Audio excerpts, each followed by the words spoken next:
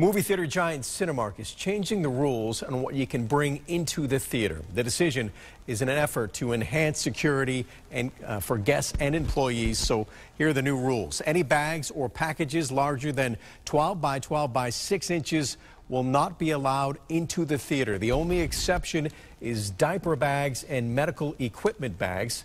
Cinemark reserving the right to check all bags that go into the theater. Connecticut has 4 Cinemark theaters: Milford, North Haven, Manchester, and also in Enfield.